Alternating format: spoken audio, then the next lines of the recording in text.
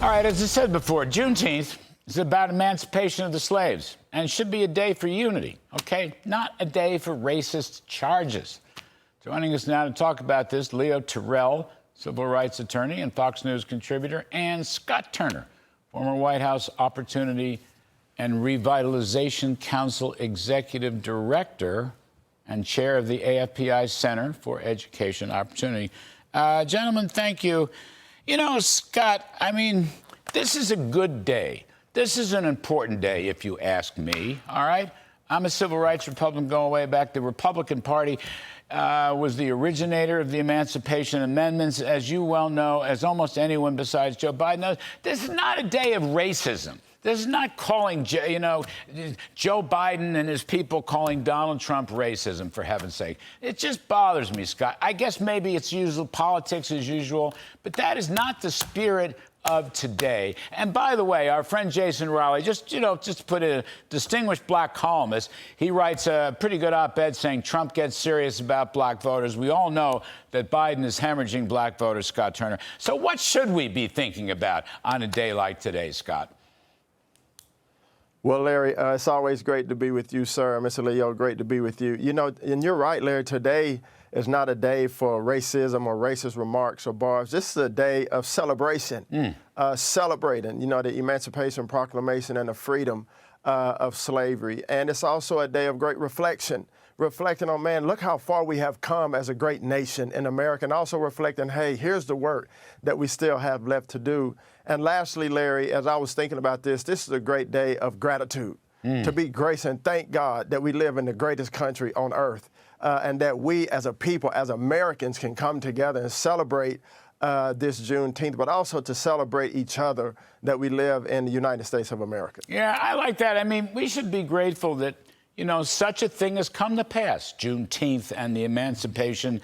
And, you know, we are correcting the problems of the past. And that's a wonderful thing. And in a democracy like ours, you know, Leo Terrell, I just really like that. This is a gratitude day. This is not just pointing the finger and calling Donald Trump a racist, which he is not. There's not a racist bone in his body. It's a stupid charge. In fact, let me just read real quick. Okay, here's Trump.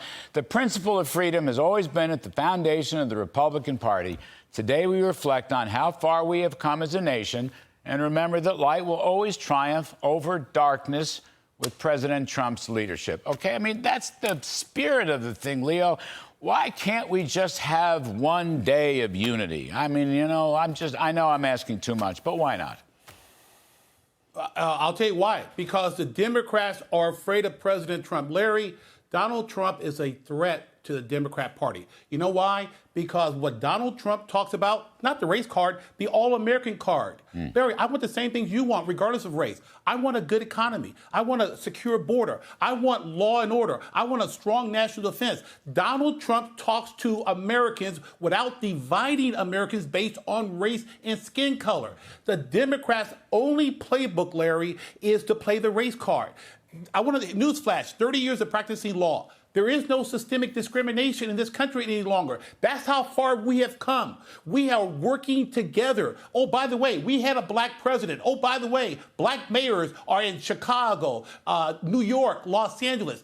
The race card is the only card they can play, and the fear of losing the black vote means a destruction of the Democrat Party. By the way, Kamala Harris is back in Georgia again. Why? Because she's playing politics because of the fear of losing the black vote.